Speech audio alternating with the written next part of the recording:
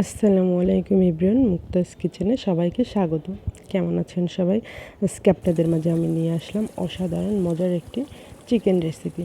এটা দেখতে যেমন লোভনীয়, খেতেও কিন্তু অনেক অনেক মজার হয়। শুধুমাত্র ক্যাপসিকাম আর পেঁয়াজ দিয়ে এত মজার একটি চিকেন, যা একবার বানিয়ে খেলে বারবার খেতে মন চাইবে।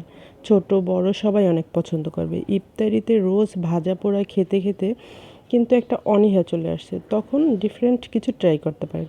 এরকম একটা চিকেনের সাথে আপনি রুটি, পরাটা, ফ্রাইড রাইস, পোলাও যে কোনো কিছু কিন্তু অনায়াসে অনেক মজা করে খেয়ে নিতে পারবেন। তাহলে চলুন আমরা দেখে নিই আমাদের কি কি লাগবে। প্রথমত আমি কিছুটা ব্রয়লার মুরগি নিয়েছি, একটু ছোট ছোট কিউব করে কেটে ধুয়ে পরিষ্কার করে নিয়েছি। তার মধ্যে দিয়ে দিলাম আদা বাটা, রসুন বাটা, হলুদের গুঁড়া, মরিচের গুঁড়া, ধনিয়া গুঁড়া, জিরার গুঁড়া, আর দেবো কিছুটা গরম মশলা। এরপরে অল্প একটু সয়া সস আর একটুখানি সিরকা দেবো।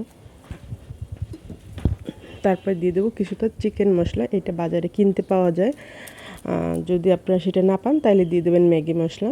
এখানে 2 প্যাকেট ম্যাগি মশলা দিয়ে দিলেই হবে। তারপরে দেবো স্বাদ মতো লবণ, আর আমি বড় সাইজের 2টা টমেটো কেটে নিয়েছি সেইটা, আর অল্প একটু রান্নার তেল দিয়ে সুন্দর করে মাখিয়ে নেব। এটা একটু সময় নিয়ে মাখাবেন যাতে সব মশলার সাথে মাংসটা সুন্দর করে মিশে যায়। এমনিতেও তো হাতে মাখার খাবারের মজাটাই আলাদা, টেস্টটা একটু অন্যরকম হয়। এটা একটু সুন্দর করে মেখে নেবেন।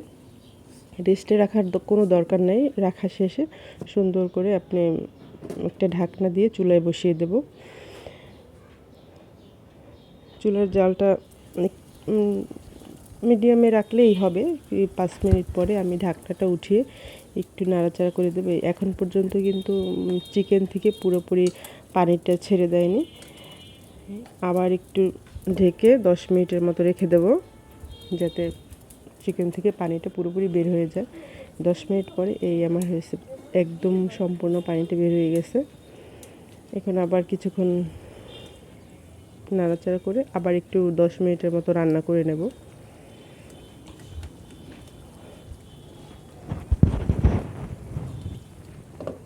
ঢাকনা দিয়ে ঢেকে আমি 10 মিনিট পরে আসলাম।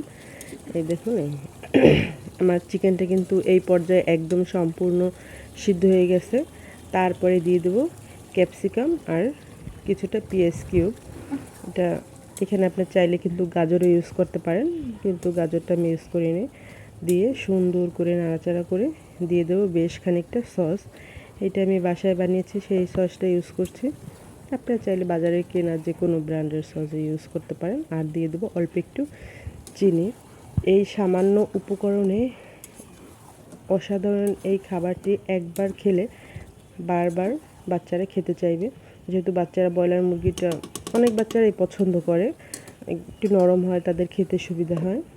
এই ক্ষেত্রে এরকম একটা রেসিপি যদি পায় তাইলে দেখবেন তাদের খাবার নিয়ে আর কোনো বায়নাই থাকবে না, আর একদম অনায়াসে বায়না ছাড়াই খেয়ে ফেলবে। কালারটা দেখলেই আপনি প্রেমে পড়ে যাবেন। এর কালারটা এত সুন্দর হয়, যে কোনো জিনিস কিন্তু খাবার চাইতে দেখার সৌন্দর্যটাই বেশি। যে জিনিস দেখতে ভালো সে জিনিস কিন্তু খেতেও ভালো হয়। অনেক কালারটা অনেক জোস, কিন্তু খেতেও অনেক ইয়াম্মি ছিল। এটা আপনি চাইলে রুটি, পরাটা, ফ্রাইড রাইস, সাদা পোলাও এসব দিয়ে কিন্তু অনেক মজা করেই খেয়ে নিতে পারবেন। আমার ভিডিওটা যদি ভালো লেগে থাকে তাহলে অবশ্যই লাইক, কমেন্ট, শেয়ার করে পাশে থাকবেন। সবাই আমাকে সাপোর্ট করবেন। আল্লাহ হাফেজ, ভালো থাকবেন, সুস্থ থাকবেন।